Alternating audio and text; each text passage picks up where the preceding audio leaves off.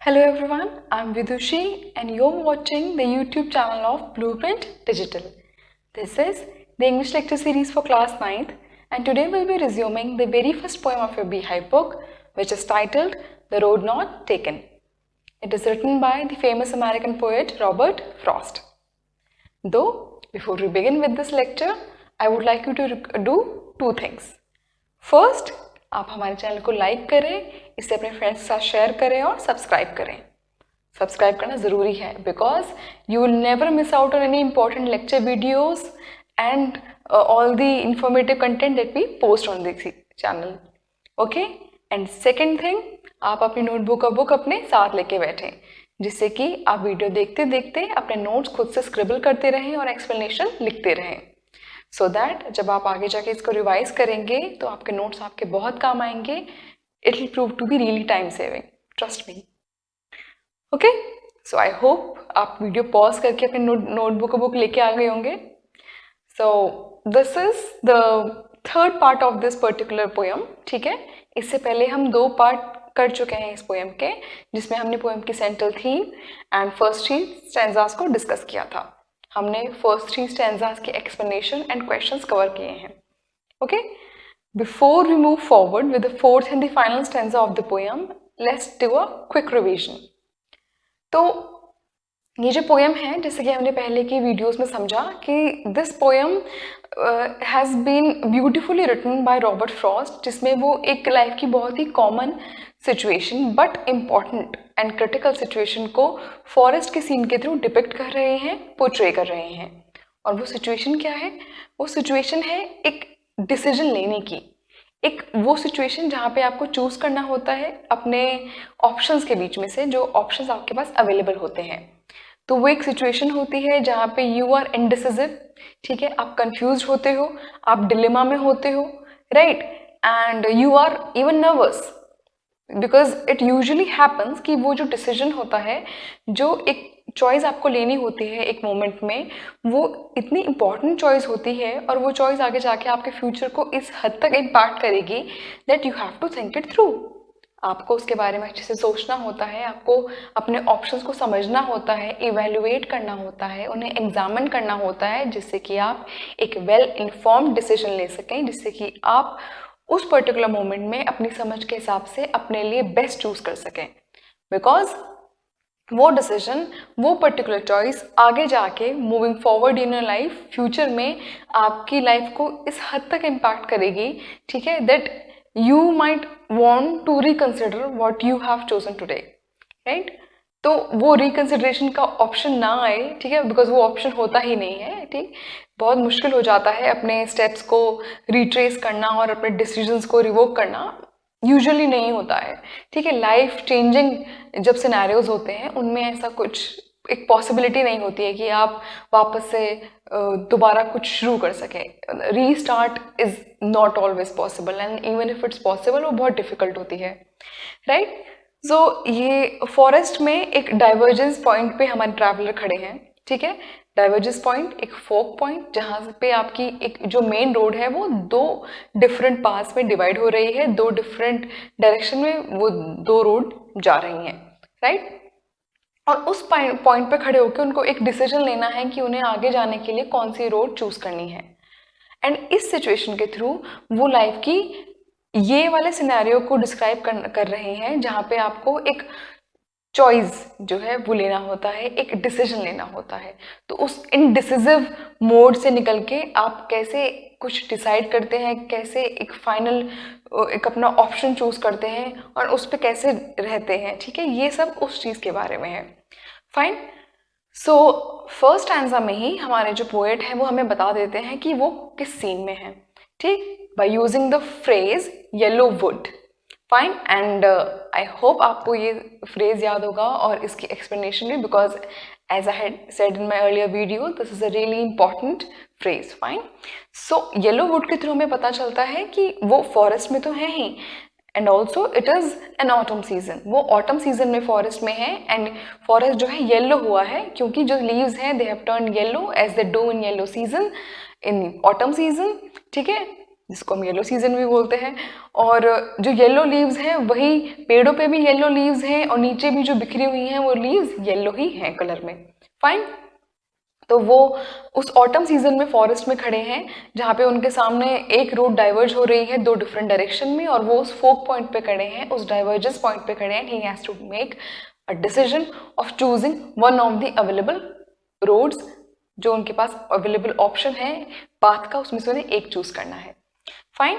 And वो उस point पे खड़े होकर ही रियलाइजेस कि मैं एक ही ट्रैवलर हूँ, मैं दोनों रोड नहीं जा सकता, तो मुझे डिसीजन तो ये लेना ही होगा। This is an unavoidable situation, मैं इस डिसीजन को अवॉइड नहीं कर सकता।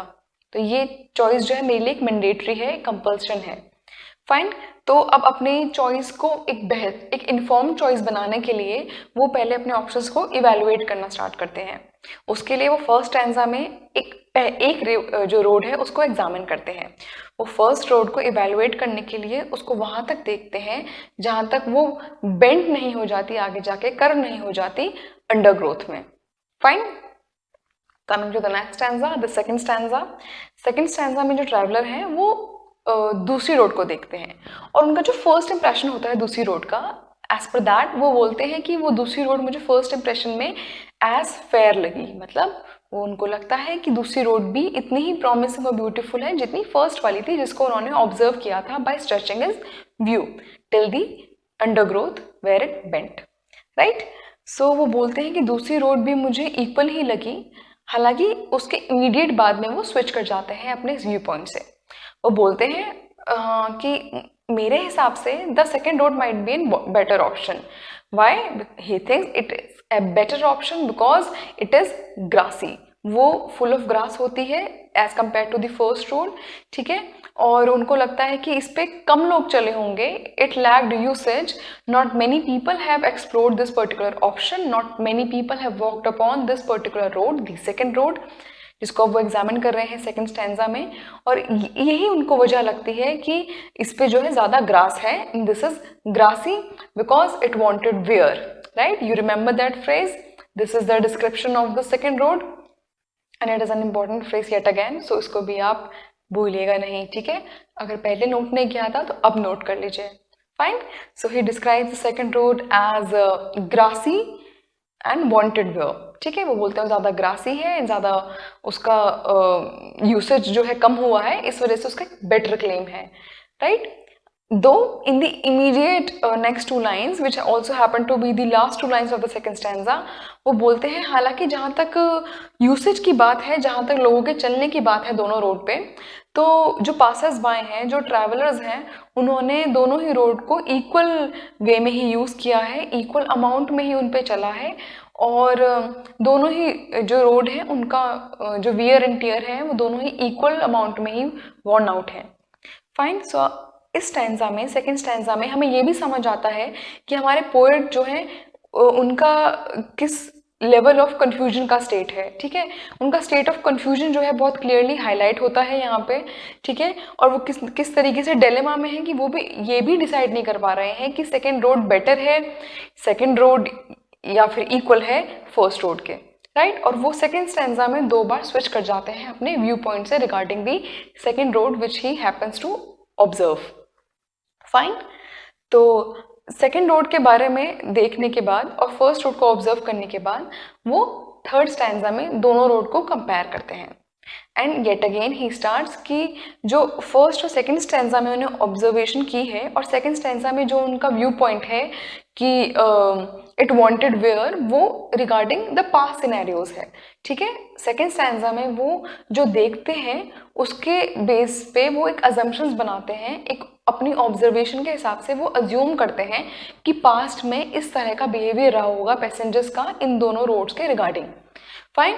तो वो जो उनकी ऑब्जर्वेशन है कि it wanted wear, it was grassy, वो भी पास्ट के बारे में है, और उसके बाद जो वो बोलते हैं कि पासर्स बाय ने दोनों रोड को इक्वल ही चला था, वो भी पास्ट के बारे में है। ठीक है, थर्ड स्टैंजा में वो प्रेजेंट के बारे में बात करते हैं। फाइन। और थर्ड स्टैंजा में हमें ये भी पता चलता है कि टाइम ऑफ द डे क्या है। हमें सीन जो है उसका ओवरव्यू तो फर्स्ट स्टैंजा में मिल गया था जब उन्होंने बताया कि he is in a yellow would. ठीक है, थर्ड स्टैंजा में वो हमें ये भी बताते हैं कि जो टाइम ऑफ द डे है वो मॉर्निंग है, and it's hopefully and most probably it's early morning, और सुबह, बहुत सुबह का टाइम है, अर्ली मॉर्निंग है। एंड यही वजह है कि जो हमारे ट्रैवलर हैं, he is among the first few people जो उस दिन, उस पर्टिकुलर मॉर्निंग पे वहाँ से गुजर रहे होंगे, जो पास कर रहे होंगे उस फॉरेस्ट को और उन रोड पे चलने के लिए आए होंगे। फाइन।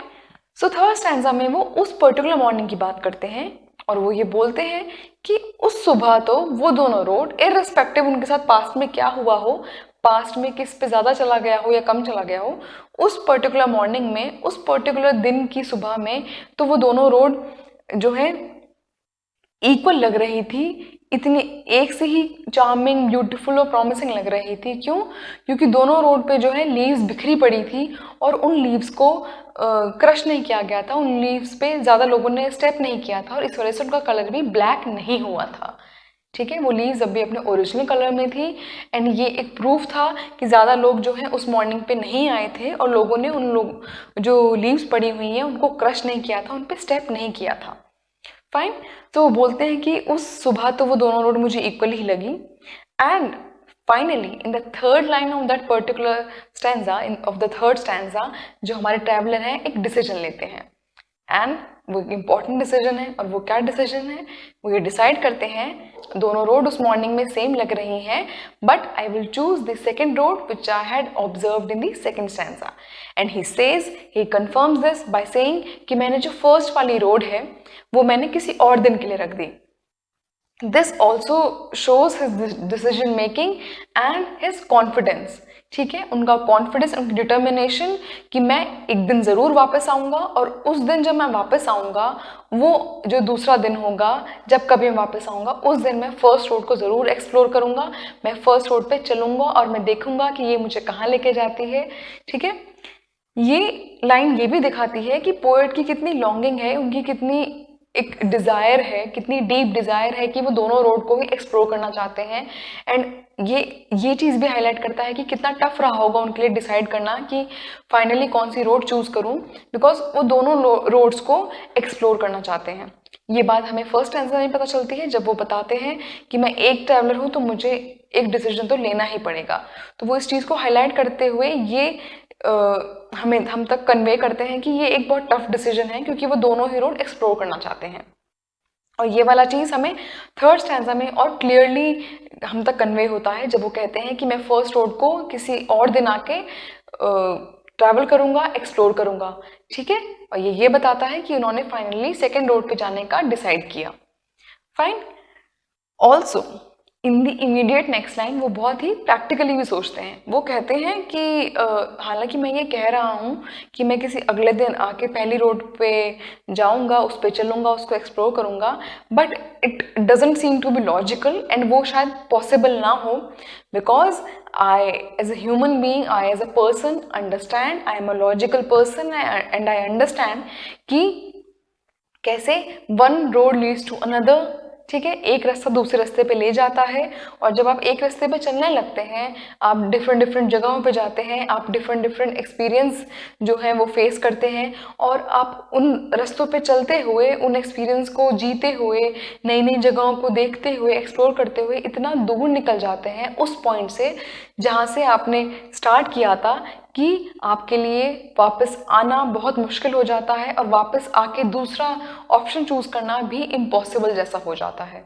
ठीक है, और लास्ट 2 लाइन्स में थर्ड स्टैंजा की पोएट इस बात को अग्री कर रहे हैं, वो इस बात को एक्सेप्ट कर रहे हैं कि हालांकि मैं ये बोल रहा हूँ कि मैं अगले दिन के लिए रख देता हूँ फर्स्ट रोड को, बट मैं ये समझता हूँ कि ये शायद कभी ना हो।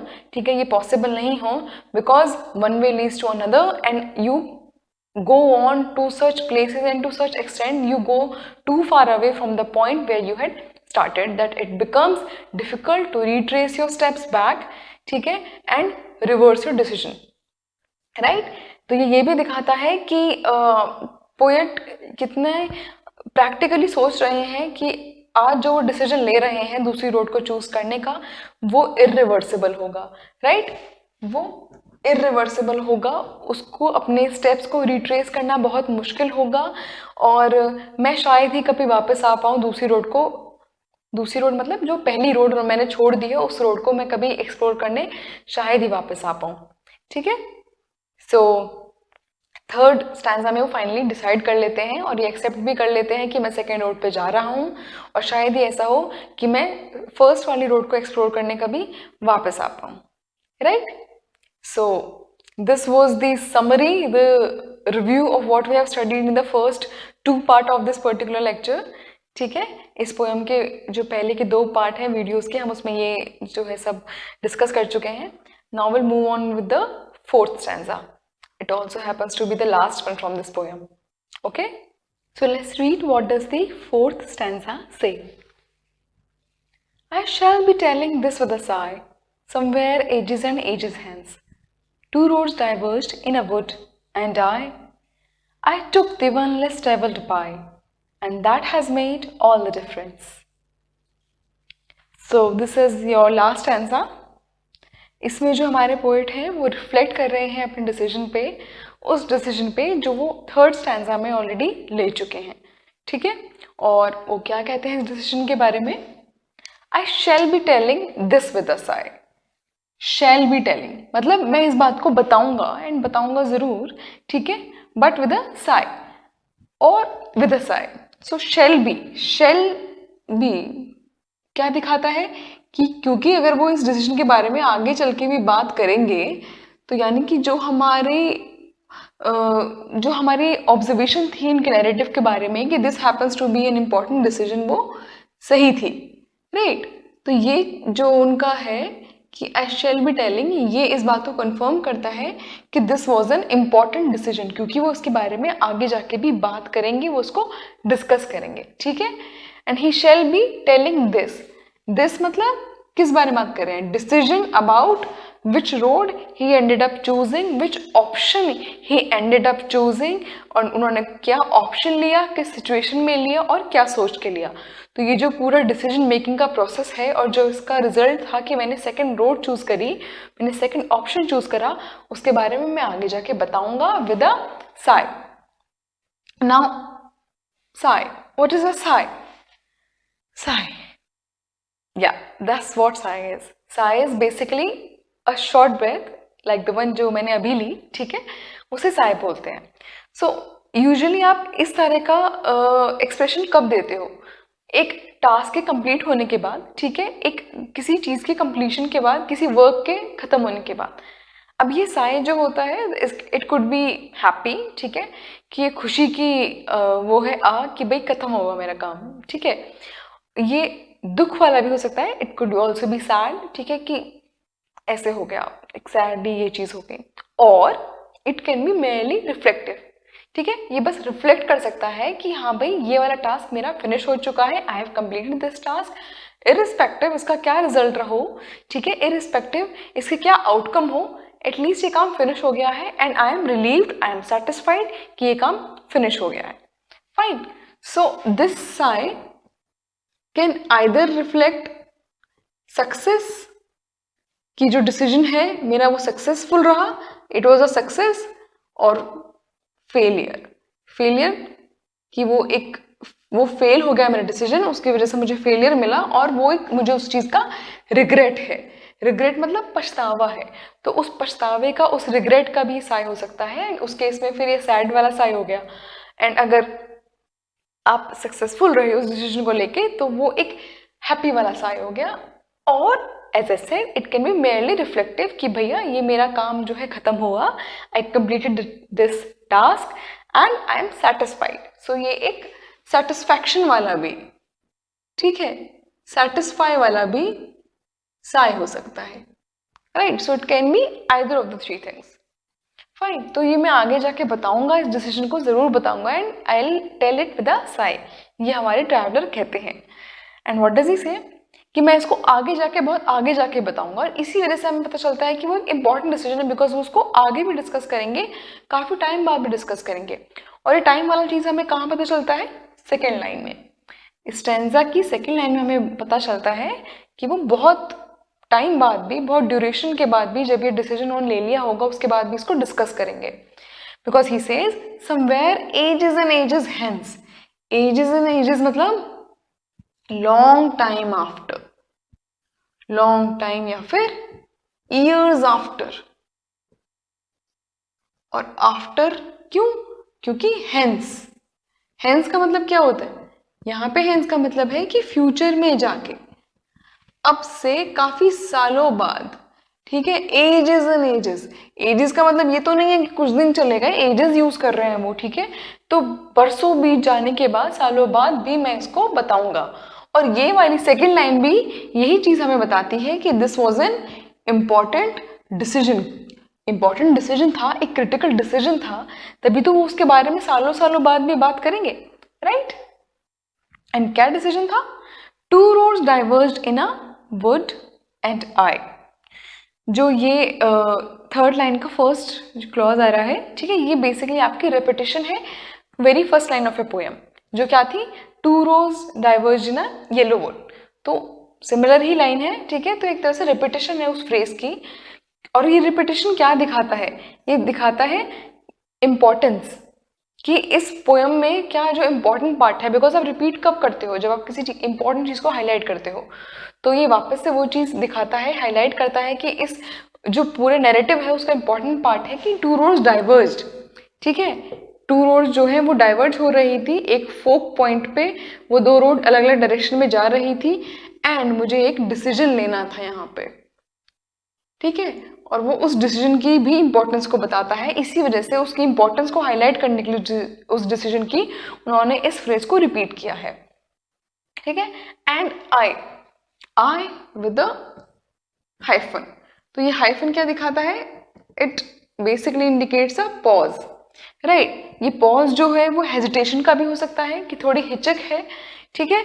और वो हिचक इसलिए भी हो सकती है क्योंकि थोड़ा उनको रिग्रेट है जो भी हुआ, या फिर लेट्स बी पॉजिटिव, ठीक है, एंड विल बी पॉजिटिव। ये हिचक, ये हेजिटेशन, ये पॉज इसलिए है because the next thing that he is about to say, जो नेक्स्ट चीज जो ट्रैवलर और पोएट हमसे शेयर करना चाह रहे हैं वो एक बहुत इंपॉर्टेंट चीज है।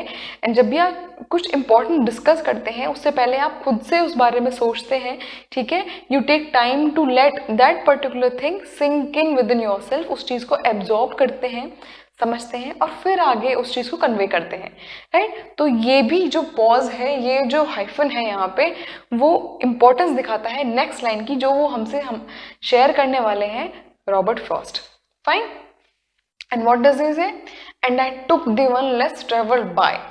तो यहाँ पे बेसिकली वो अपनी जो पूरा नैरेटिव है, ठीक है, उसको कंक्लूड कर रहे हैं कि जो मेरा जो थर्ड लाइन में मैंने डिस्कस करी कि जो पूरा नैरेटिव का मेरा मेन पॉइंट था, मेन इशू था, वो ये था कि दो रोड डाइवर्ज कर रही थी और मुझे एक डिसीजन लेना था। फोक पॉइंट पे जो डाइवर्जेंस था उस पर मुझे एक डिसीजन लेना था, और वो मैंने डिसीजन लिया। और वो कंक्लूजन क्या है वो मैं फोर्थ लाइन में आपको बताता हूँ। वो ये है कि I took the one less travelled by. और उन्होंने कौन सी ली थी? हमें थर्ड स्टैंडर्ड में पता चला कि द वन कौन सी रोड है, वो है सेकेंड रोड। बिकॉज हमें थर्ड स्टैंजा में पता चला कि फर्स्ट वाली तो उन्होंने किसी और दिन के लिए रखी, चलने के लिए, कि मैं इसको किसी और दिन एक्सप्लोर करूंगा, किसी और दिन मैं इस पे चलूंगा। तो फोर्थ लाइन में बोलते हैं कि जो सेकेंड रोड थी, जो द वन मैंने जो चूज करी, it was Indeed less travelled bye, ठीक है। मतलब वास्तव में, सच में ही, इट लैग्ड यूसेज।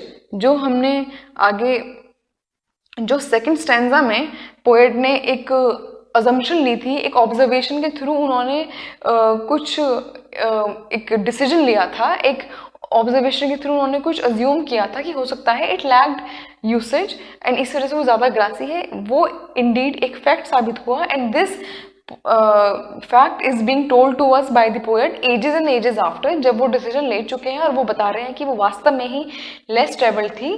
कौन सी road? The one which I chose, and it was the second road, right. तो जो सेकेंड रोड मैंने चूज करी, it was indeed lacking usage and it really wanted wear, ठीक है। And that has made all the difference. और वो जो मेरा डिसीजन था, जो मैं आपको फोर्थ लाइन में डिस्कस किया, कंक्लूड किया, कि जो मैंने डिसाइड किया था सेकेंड रोड पे जाने का, जो कि वास्तव में ही लेस ट्रेवल्ड निकली, ठीक, उसी ने जो है सारा डिफरेंस ला दिया है मेरी लाइफ में. It has made all the difference. मतलब ऑल द डिफरेंस मतलब जो भी मेरी लाइफ में चेंजेस आए हैं, डिफरेंस आए हैं, वो उस डिसीजन की वजह से आया है. वो डिसीजन जिसमें मैंने चूज किया उस रोड पे चलना जो कि ज़्यादा लोगों ने एक्सप्लोर नहीं की थी. अभी जो डिफरेंस है, ठीक है, इट कैन बी पॉजिटिव और नेगेटिव. ठीक है, ये अच्छा डिसीजन भी हो सकता है, अच्छा डिफरेंस हो सकता है, पॉजिटिव हो सकता है और नेगेटिव भी हो सकता है.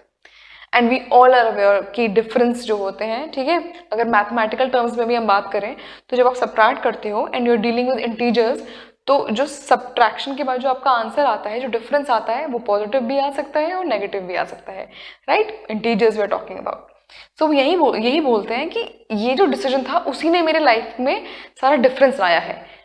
और ये वाला जो लाइन है ये वापस से उस चीज़ को हाईलाइट कर रहा है कि वो कितना क्रिटिकल, कितना इंपॉर्टेंट डिसीजन था कि उन्होंने एजेस एंड एजेस के बाद भी जो ट्रैवलर हैं उनके फ्यूचर को, उनकी लाइफ को इम्पैक्ट किया और उसी ने सारा डिफरेंस लाया. So it was one of the most important decision of his life, जिसने उनको इस लेवल तक इम्पैक्ट किया कि सब डिफरेंस जो है उनकी लाइफ में उसी डिसीजन की वजह से आए.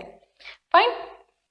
सो लास्ट लाइन में हालांकि वो हमें अब भी नहीं बताते कि वो एक पॉजिटिव डिफरेंस था या नेगेटिव डिफरेंस था, जो साई थी वो हैप्पी साई थी या रिग्रेट की साई थी. ठीक है, सो वो ये नहीं बताते हैं. So sort of an open ended poem, open ended छोड़ देते हैं कि आप खुद की अजम्पशंस के हिसाब से, आप इंटरप्रेट कर सकते हैं. इंटरप्रिटेशन आपकी अपनी हो सकती है कि आप इसको पॉजिटिवली सोचते हैं या नेगेटिवली सोचते हैं, या फिर सोचते हैं कि भाई हो गया, ठीक है, it was one task done, उसकी वजह से डिफरेंस आया, ठीक है, एंड आई एक्सेप्ट इट. ठीक है, एक एक्सेप्टेंस वाला चीज भी आप इसमें देख सकते हैं. फाइन. सो ये आपका फोर्थ स्टैंजा था, द फाइनल स्टैंजा. इसमें दो मेन चीज प्रूव हुई. एक तो ये कि ये जो डिसीजन था regarding choosing one of the options available of the two roads, ठीक है, ये कितना इंपॉर्टेंट डिसीजन था पोएट के लिए, जो हम अभी तक समझते आ रहे थे कि this must have been a critical decision, क्योंकि वो उसको इतना टाइम दे रहे हैं and he is going through a lot of confusion and the mode of indecisiveness. ठीक है, वो इस वजह से है क्योंकि ये एक इम्पॉर्टेंट डिसीजन हो सकता है and it comes out to be in fact the truth कि ये एक क्रिटिकल डिसीजन था पोएट की लाइफ में. एंड सेकेंड चीज़ जिसमें जो प्रूफ हो जाती है, जो वेरीफाई हो जाती है लास्ट आंसर में, वो ये कि जो सेकेंड रोड पोएट ने चूज की थी that was Indeed the one less travelled bye, उसको ज़्यादा लोगों ने एक्सप्लोर नहीं किया था. ठीक है, it lacked usage. So this was the last stanza. अब हम इसकी राइम स्कीम डिस्कस कर लेते हैं. सो फॉर दैट हम जो लाइन्स हैं इसमें, जो 5 लाइन्स हैं, उनके एंड वर्ड्स को मार्क करेंगे. So we have sigh, hence, I, by and difference. Sigh first word है आपका, इसको हम असाइन कर देंगे rhyme scheme A. Next you have hence, जो राइम नहीं करता साई के साथ, तो उसको हम नेक्स्ट अल्फाबेट असाइन करेंगे which is B. Then you have I. I rhymes with sigh which has the rhyme scheme of A, तो आई का भी राइम स्कीम हो गया A. Then you have by which rhymes with I and sigh, and इन दोनों का rhyme scheme ए है, तो बाय यानी कि फोर्थ लाइन का भी राइम स्कीम हो गया ए. ठीक है. देन यू हैव डिफरेंस, जो राइम करता है हेंस के साथ, जिसका राइम स्कीम है बी, तो आपकी लास्ट लाइन का राइम स्कीम हो गया बी. सो इस स्टैंजा का राइम स्कीम है A B A A B. And आपने अब तक समझ लिया होगा कि this is in fact the rhyme scheme which has been followed across the poem. सब स्टैंजास की राइम स्कीम जो है ए बी ही है. Fine. Next poetic device which has been used in the stanza is repetition, जो हम already discuss कर चुके हैं कि थर्ड लाइन में जो है आपकी फर्स्ट लाइन जो है पोएम की रिपीट हो रही है. The first line is being repeated है as the phrase in the third line of the last stanza. And what does this repetition signify, ये क्या इंडिकेट करती है? It emphasize the important part of this entire narrative. वो highlight करती है, क्योंकि हम रिपीट तभी तो करते हैं किसी बात को जब हम उसको हाईलाइट करना चाहते हैं, हम इंडिकेट करना चाहते हैं उसकी इम्पोर्टेंस को. तो ये रेपिटेशन जो है दिखाती है कि पोएम में क्या इम्पोर्टेंट पार्ट था. ठीक है, और ये रेपिटेशन ये भी बताती है कि जिस क्वेश्चन से, जिस इशू से मैंने पोएम को शुरू किया था, मैं उसको कंक्लूड कर रहा हूँ by providing you with the final decision that I had taken. तो ये एक conclusion भी दिखाती है. It shows the conclusion to the entire narrative with which the poem had been started by the poet Robert Frost. Fine. So with this we are done with your last stanza of the poem. आपको कुछ board से note करना है तो आप note कर लीजिए. आप वीडियो पॉज करके स्क्रीनशॉट भी ले सकते हैं. Then we'll move on to the questions based on this particular stanza next. So the first question from the fourth stanza can be, is there any difference between the two roads as described by the poet in the last stanza? Poet के description जो दिया है last stanza में दो road का, क्या उसके हिसाब से दोनों रोड में कोई डिफरेंस है उनके डिस्क्रिप्शन के हिसाब से? So the answer, as per the last two lines of the last stanza, there was difference between the two roads, as the poet Robert Frost says, he took the one which was less explored by the travelers, right? तो उन्होंने बोला कि उन्होंने वो वाली road ली जो कम explore की हुई थी. It implies that the other road which he chose to travel was indeed not used much, and being less traveled, it was different from the first road. Since the road was less traveled by the passers-by, it has made all the difference in the poet's life, and he is discussing it even after years have passed in the future. तो क्योंकि उन्होंने बताया कि जो road उन्होंने choose करी it was less travelled, ठीक है, इस वजह से वो डिफरेंट थी पहली वाली रोड से जो उन्होंने स्किप कर दी थी, जिसको उन्होंने नहीं चूज किया था.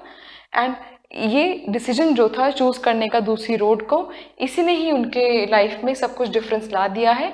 एंड ये इतना इम्पॉर्टेंट क्रिटिकल डिसीजन था कि वो उसको डिस्कस कर रहे हैं even after years have passed in the future.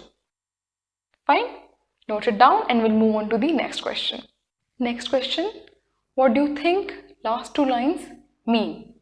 Last two lines से आप क्या समझते हैं, आप क्या समझते हैं, तो हमें अपना व्यू पॉइंट देना है. The last two lines of the poem emphasize that choosing the other road was an important decision for the poet, as it had a great impact on his future. ये हमें कैसे पता चलता है कि impact था great future पे, because he says that has made all the difference. He made a decision to explore the road which was less traveled, and now he seemed to have accepted the journey it led to. He chose an unexplored option and is not disappointed with its outcomes or results. He has accepted the reality of the situation and is happy to be there where less people went. तो उन्होंने अपनी reality जो है situation की उसको accept कर लिया है, एंड इज़ हैप्पी कि उन्होंने उस रोड को चूज़ किया जो कि अनएक्सप्लोर्ड थी, जिसको ज़्यादा लोगों ने एक्सप्लोर नहीं किया था. And it was an important decision because उसका ग्रेट इम्पैक्ट था उनके फ्यूचर पे. तो ये सब चीज़ें हमें लास्ट लाइन से पता चलती हैं. हैप्पी वाली चीज़ जो है ये हमारी इंटरप्रिटेशन है, बट देन अगेन इस क्वेश्चन में हमसे हमारा व्यू पॉइंट पूछा गया है, तो ये हमारी इंटरप्रिटेशन है, ये हमारा बिलीव है कि पोएट जो है he was happy with his decision and he was satisfied with his choice. Fine. Now these were the questions which could be asked from the stanzas, right? Now we'll discuss the summary or the sort of message that this poem gives.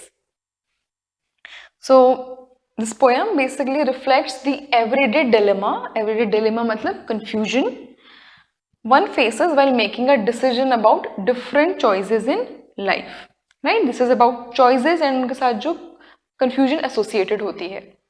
Even after a long time has passed since the choice was made, जब बहुत time भी पास हो जाता है choice को लिए हुए, अपना डिसीजन लिए हुए, अपनी एक चॉइस लिए हुए, people tend to wonder how different life would have been had they chosen otherwise or differently. तो यहाँ पे क्या बोलते हैं वो कि जैसे पोएट चाह रही थी कि मैं चाहता था कि मैं पहली वाली रोड को भी एक्सप्लोर करूँ, तो उसी तरीके से ये हमें समझ जाता है इस पोएम से कि जब डिसीजन लिए हुए बहुत टाइम हो जाता है, people tend to think and people सोचते हैं कि अगर हमने दूसरा चूज किया होता ऑप्शन तो हमारी लाइफ किस तरीके से डिफरेंट होती है. And people tend to wonder how things would have been different if they had made the other choice which they left in the first place, right? So people, this is a human tendency कि लोग सोचते हैं कि अगर हम दूसरी तरीके से चले होते, हमने नई चीज़ें और क्या नई चीज़ें देखी होती, we would have visited different places and which might have prove to be a better option और better choice. So people tend to think about other life, other options they would have had if they had chosen differently, right? So these were the summary points for the poem, key takeaways from the poem. अब हम एक message जो है, हमारी learning जो है इस poem से क्या है उसे डिस्कस करते हैं. So basically one must choose carefully. हमें जब हमारे पास ऑप्शंस होते हैं तो हमें बहुत ध्यान से जो है अपनी चॉइस लेनी चाहिए, हमें ध्यान से चूज करना चाहिए, because these decisions can have serious implications. ये जो डिसीजंस हैं इनके सीरियस इम्प्लीकेशन हो सकते हैं, सीरियस कॉन्सिक्वेंसेस हो सकते हैं, और इनके आउटकम्स और रिजल्ट्स जो होते हैं वो बहुत ही इंपॉर्टेंट और क्रिटिकल हो सकते हैं, which can not be undone, और जिनको आप अनडू नहीं कर सकते, जिनको आप रिवर्स नहीं कर सकते. तो वो डिसीजंस जो होते हैं इरिवर्सिबल होते हैं. इसलिए आपको जब भी कोई ऐसी इंपॉर्टेंट चॉइस बनानी हो तो उसको अच्छे से टाइम देके, अच्छे से समय देके, अपनी चॉइसेस और ऑप्शंस को इवेल्युएट करके, प्रॉपरली एग्जामिन करके, समय देके पूरा, फिर वो डिसीजन और वो चॉइस लेनी चाहिए, because these decisions can not be undone, और इनके बहुत सीरियस इम्प्लीकेशंस होते हैं. And they cannot be undone because you cannot retrace your steps back. आप वापस नहीं जा सकते पास्ट में, और वापस आपके पास ऑप्शन नहीं होता रिफ्रेश स्टार्ट करने का, फ्रेश स्टार्ट करने का, वापस से उस पॉइंट पे जाके जहाँ से आपने पहले शुरू किया था. तो इसलिए बहुत ध्यान से सोच समझ के अपने ऑप्शंस को तरीके से इवेलुएट करके फिर हमें अपनी चॉइस लेनी चाहिए, चॉइस बनानी चाहिए, because decisions are important and the time spent on the decision making process is as important. Fine. So with this we conclude our first poem of the Beehive book. I hope you were able to understand the explanations and the questions that we have discussed, and if that is indeed the case, आप हमारी video को like करें, share करें और अपने views हम तक पहुंचाना ना भूलें वाया दी कमेंट सेक्शन.